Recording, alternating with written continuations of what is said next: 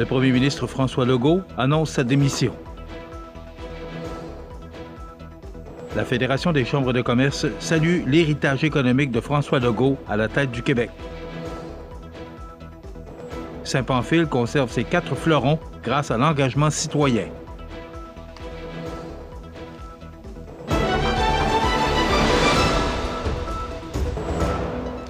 Jeudi 15 janvier 2026. Bonjour mesdames et messieurs et bienvenue à votre bulletin d'actualité sur le réseau de télévision C'est ma TV. Pour le bien de mon parti et surtout pour le bien du Québec. C'est dans ces mots que le premier ministre du Québec, François Legault, a annoncé sa démission mercredi, le 14 janvier, lors d'une conférence de presse tenue à Québec. Le chef de la coalition Avenir Québec, au pouvoir depuis 2018, a indiqué qu'il quittera ses fonctions une fois que son successeur aura été désigné, marquant la fin de près de 7 ans à la tête du gouvernement provincial. M. Legault a convoqué les médias à l'improviste à 11 h mercredi matin, suscitant de vives attentes avant d'annoncer sa décision. Il a expliqué sa démarche comme étant dans l'intérêt de son parti et de la province, alors que la CAQ accuse un recul dans les sondages et que l'élection provinciale d'octobre s'annonçait particulièrement difficile. D'ailleurs, le dernier sondage de la firme Léger indique que les intentions de vote des Québécois envers la CAQ s'élevaient en décembre dernier à 19 %. Cette annonce intervient dans un climat politique tendu, quelques mois seulement avant le scrutin prévu, et ouvre une nouvelle page sur la scène politique québécoise. Rappelons que la course à la chefferie du Parti libéral du Québec a débuté lundi dernier. La Fédération des chambres de commerce du Québec salue la contribution du premier ministre François Legault au développement économique du Québec et de ses régions, alors que celui-ci a annoncé son départ après 7 années à la tête du gouvernement. Depuis son arrivée au pouvoir en 2018, le premier ministre aura constamment affiché la volonté de rendre le Québec plus compétitif et de réduire l'écart de richesse avec ses principaux concurrents économiques. Dans un contexte mondial particulièrement instable, le bilan économique du gouvernement Legault s'est construit à travers plusieurs crises majeures.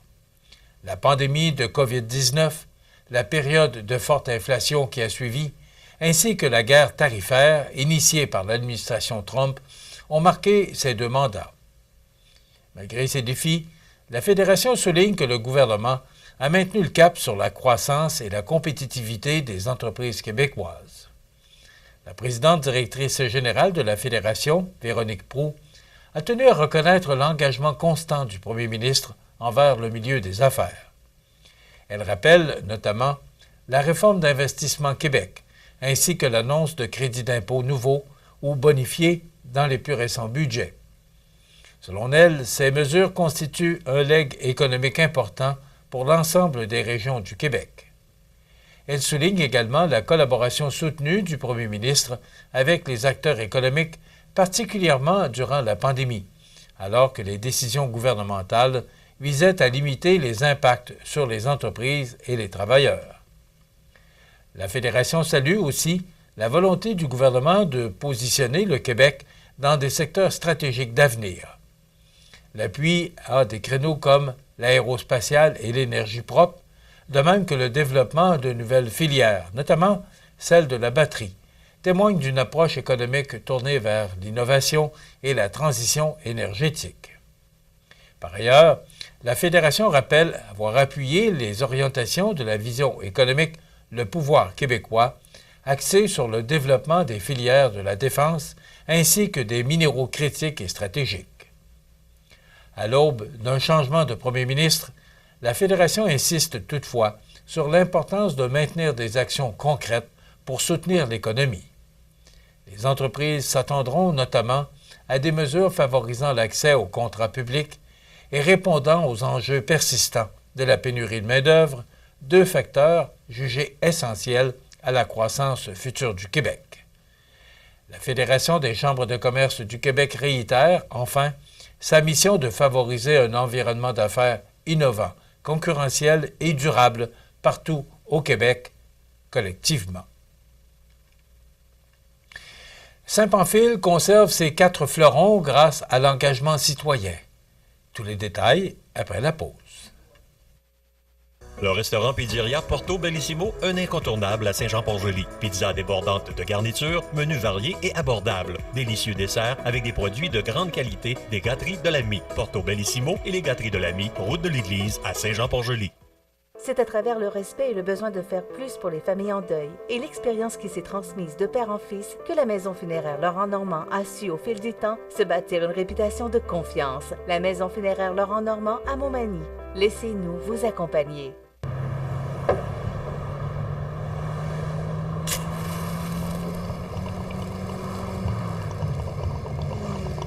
Tu penses que tu conduis mieux quand t'es défoncé? Pense-y 2 fois. Au volant, pas d'alcool, pas de drogue, pas de victimes. Un message de MAD Canada. Vous regardez CEMA TV, le réseau de l'information sur la Côte-du-Sud. Saint-Pamphile continue de rayonner par la beauté de son milieu de vie. En effet, la municipalité a confirmé qu'elle conserve officiellement ses 4 fleurons du Québec, une reconnaissance qui souligne les efforts constants déployés pour l'embellissement et la qualité de l'environnement. Chaque année, le comité Floralie 2000 joue un rôle central dans cette réussite. Par l'ajout de fleurs, la création d'aménagements diversifiés et l'installation de décorations thématiques, notamment à l'Halloween, à Noël et à Pâques, le comité contribue à offrir un cadre accueillant, coloré et dynamique, autant pour les citoyens que pour les visiteurs. Le comité ne se limite pas aux aménagements saisonniers. Durant la période estivale, il organise également un concours d'embellissement destiné aux résidents et aux entreprises. Cette initiative favorise la participation citoyenne et renforce le sentiment de fierté collective au sein de la communauté. Le 11 décembre dernier, lors du 20e dévoilement officiel des fleurons du Québec, le travail accompli a été officiellement reconnu. 3 membres du comité représentaient l'ensemble bénévole présent, alors que Saint-Pamphile confirmait le maintien de sa cote de 4 fleurons. La municipalité tient à remercier chaleureusement les membres du comité Floralie 2000, tous les bénévoles impliqués, ainsi que les citoyens et les entreprises qui contribuent, par l'entretien de leurs propriétés, à mettre en valeur le milieu de vie de Saint-Pamphile. Presque toutes les régions administratives du Québec ont enregistré une hausse de population entre le 1er juillet 2024 et le 1er juillet 2025, selon les plus récentes données publiées par l'Institut de la statistique du Québec. Cette croissance demeure positive, mais elle ralentit nettement après avoir atteint des sommets historiques l'année précédente, principalement en raison du recul de l'immigration temporaire observé à l'échelle de la province. Les régions de Lanaudière, des Laurentides et de Chaudière-Appalaches se démarquent comme celles ayant connu les plus fortes augmentations de population au cours de la dernière année. À l'opposé, la croissance s'est révélée plus modeste au Saguenay-Lac-Saint-Jean, dans le Bas-Saint-Laurent, à Montréal, ainsi qu'en Abitibi-Témiscamingue. La Côte-Nord et la Gaspésie-Île-de-la-Madeleine sont les seules régions où la population n'a pas augmenté, bien que les pertes y demeurent très limitées. Dans plusieurs régions, le taux d'accroissement a chuté de plus de la moitié par rapport à 2023-2024, une année marquée par une croissance exceptionnelle. Le contraste est particulièrement frappant à Montréal, où le taux est passé de 3,4 % à seulement 0,3 %, l'un des plus faibles de toutes les régions du Québec. Après plusieurs années de forte progression, l'immigration temporaire, composée notamment de travailleurs étrangers temporaires, d'étudiants internationaux et de demandeurs d'asile, a connu un net ralentissement en 2024-2025. Bien que le nombre de résidents temporaires continue d'augmenter dans la majorité des régions, la hausse est beaucoup moins marquée qu'au cours de l'année précédente, contribuant directement au ralentissement démographique. Dans la plupart des régions, ce recul a toutefois été partiellement compensé par une augmentation de l'immigration permanente. Seuls Montréal, Laval, la Montérégie, l'Outaouais et le nord du Québec ont enregistré une diminution du nombre de nouveaux résidents permanents. La tendance à la régionalisation de l'immigration se poursuit alors que 45% des nouveaux résidents permanents s'établissent désormais à Montréal, comparativement à près de 75% il y a 20 ans. Par ailleurs, le vieillissement de la population se fait sentir. Les décès dépassent désormais les naissances dans la majorité des régions. Le nord du Québec se distingue toutefois puisque l'accroissement naturel y demeure le principal moteur de croissance. Montréal, Laval, la Montérégie et l'Outaouais présentent également un léger surplus de naissances. Enfin, Montréal continue de perdre des résidents au profit des autres régions par la migration interne, un déficit toutefois stable depuis la fin de la pandémie et compensé par d'autres facteurs démographiques. Selon l'Institut de la statistique du Québec, ces données demeurent essentielles pour orienter les décisions publiques, soutenir la planification régionale et mieux comprendre les transformations démographiques qui façonnent l'avenir économique, social et territorial du Québec. Les experts continueront de suivre attentivement l'évolution au cours des prochains mois.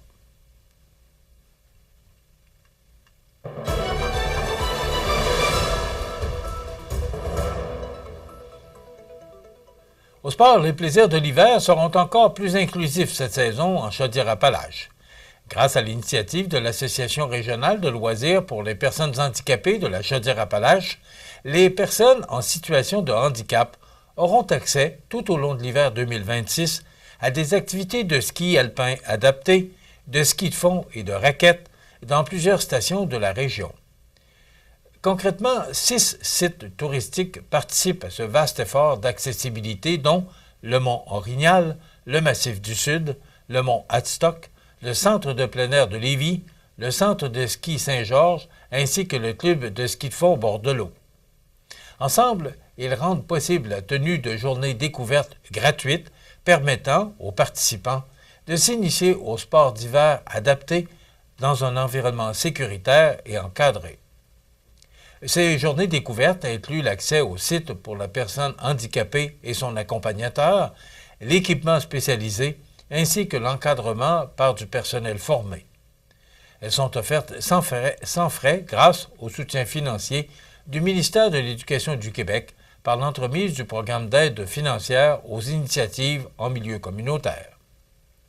Le calendrier hivernal prévoit plusieurs rendez-vous en ski alpin adaptés, notamment le 24 janvier au mont Orignal à Lac-Etchemin, le 1er février au Massif du Sud à Saint-Philémon, le 8 février au mont Hadstock, le 13 février au centre de ski Saint-Georges et le 20 février au centre de plein air de Lévis.